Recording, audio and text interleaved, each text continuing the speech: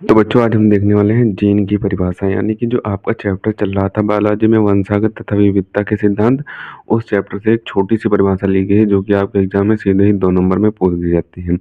इसका एक ऑप्शनल भी बनता है, ऑप्शनल क्या बनता है वो भी हम आपको बाद में बता देंगे। तो इसकी सबसे पहले परिभाषा देख लेंगे, एक छोटी सी परिभाषा 1 से 2 मिनट में हो जाएगी, तो इसे हम देख लेते हैं। तो इसमें आपको लिखना होगा कि जीन गुणसूत्र पर स्थित एक रचना होती है, यानी कि जो जीन होते हैं वो गुणसूत्रों पर स्थित एक प्रकार की संरचना या फिर रचना बोले या फिर संरचना बोले संरचना होती है जो किसी आनुवंशिक गुण को पीढ़ी दर पीढ़ी स्थानांतरित करती है। यानी कि वो जो संरचना होती है वो आनुवंशिक गुणों को पीढ़ी दर पीढ़ी स्थानांतरित करती है, यानी कि आपकी पीढ़ी से आपके बच्चों में, आपके बच्चों से उनके बच्चों में ये उस आनुवंशिक गुण को प्रवाहित करती है, स्थानांतरित करती है। यह वंशागत की इकाई होती है, यानी कि यह एक वंशागत की बहुत सूक्ष्म इकाई होती है जो कि आनुवंशिक गुणों को पीढ़ी दर पीढ़ी स्थानांतरित करती है। अब आनुवंशिक गुण कौन कौन से होते हैं, जैसे कि आपके पिता में बॉल्डनेस है, यानी कि सिर पे बाल नहीं है, या फिर उनका कद छोटा है, या फिर और कोई बीमारी है, तो उन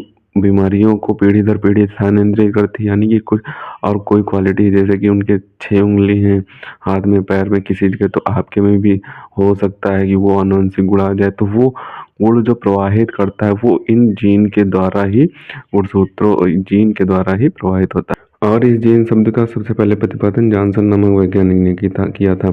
तो एक छोटी सी डिफिनीशन है जिसका आप स्क्रीनशॉट कर लें सबसे पहले।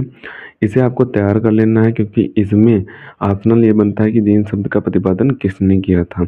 ये आपका ऑप्शन बन जाएगा, उसमें 4 साइंटिस्ट के नाम दे देगा, आपको जॉनसन पर टिक कर देना है। ये आपका ऑप्शनल बन सकता है। और इसमें एक और ऑप्शन बन जाता है कि वंशागत की इकाई आपसे पूछ सकता है, तो आपको जीन दिया हो तो आप वंशागत की इकाई पर टिक कर जीन पर टिक कर सकते हैं। अगर ये पूछे कि आनुवंशिकता में वंशागत की इकाई क्या होती है, तो आप जीन पर टिक कर सकते हैं। एक छोटी सी डिफिनीशन जिससे आपके दो से 3 नंबर क्लियर हो जाएंगे। इसके ऑप्शनल भी बनते हैं और इसकी सीधे ही परिभाषा 2 नंबर में पूछ दी जाती है। तो इसे आप अच्छे तरीके से तैयार कर लें, इंपॉर्टेंट है, कई बार एग्जाम में पूछी जा चुकी है। तो मिलते हैं किसी नए वीडियो में नए टॉपिक के साथ, तब तक के लिए धन्यवाद। और अगर अभी तक आपने हमारे इस चैनल को सब्सक्राइब नहीं किया है तो सब्सक्राइब जरूर कर लें, क्योंकि हम इसी तरीके से क्लास 12 से रिलेटेड इंपॉर्टेंट टॉपिक पर वीडियो डालते रहते हैं।